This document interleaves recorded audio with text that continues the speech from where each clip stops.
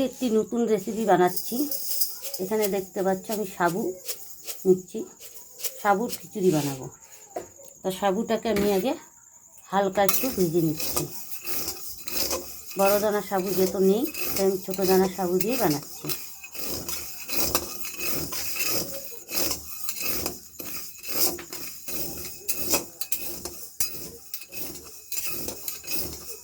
সাবুটা আমি আমার মাপ মতন নিয়েছি, তোমাদের মাপ মতন তোমরা সাবুটা নিয়ে নিতে পারো।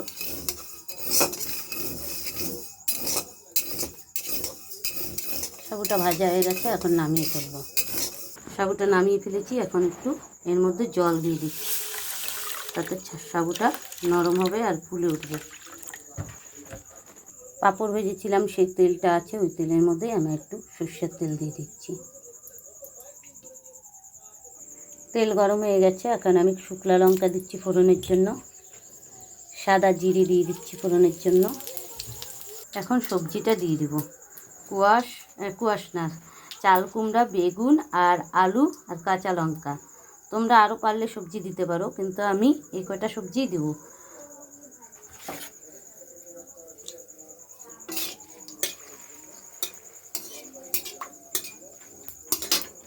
সবজিটা দিয়ে দিচ্ছি।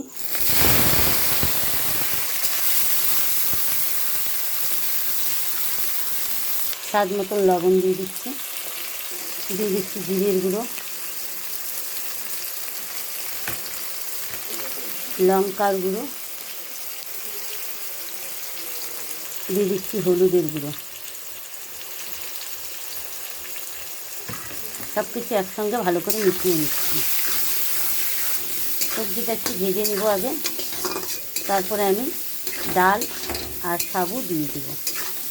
ডালটা ভাজা করে নিয়েছিলাম আগের থেকে, আমি গরম জলে ভিজিয়ে রেখেছি, তাতে ডালটা সিদ্ধ হতে সময় লাগে না।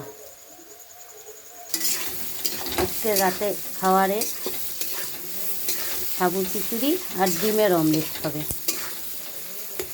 নিরামিষই খাওয়া যায়, কিন্তু আমাদের আবার ডিমটা লাগে, ডিমের অমলেটটা বেশ ভালো লাগে খিচুড়ির সঙ্গে। এর মধ্যে কয়টা কিশমিশও দিয়ে দিচ্ছি। সবজিটা ভাজা হয়েছে, এখন একটু জল দিয়ে দিচ্ছি, যাতে সবজিটা সিদ্ধ হবে। এখন মুগ ডালটা দিয়ে দিচ্ছি, সাবুটা দিয়ে দিচ্ছি।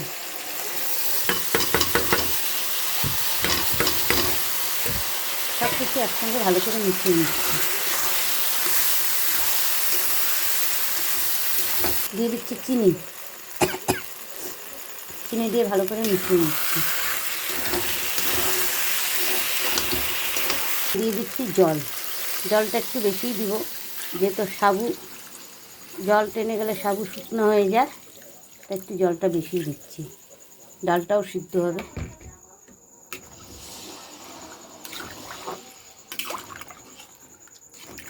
একটু জলটা দেওয়ার পরে একটু ফুটবে। খিচুড়িটা আমাদের হয়ে গেছে, এখন আমরা গ্যাস কমিয়ে ঘি গরম মশলা দিয়ে নামিয়ে ফেলব। গ্যাস কমিয়ে দিলাম, আধা চামচ আমি গরম মশলার গুঁড়ো দিলাম,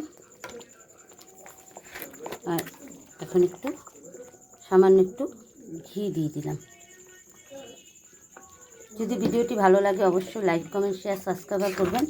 মা লক্ষ্মী কিচেন এরকম নতুন নতুন রেসিপি দিবে। এই বলে ভিডিওটি আমি শেষ করছি। নমস্কার বন্ধুরা।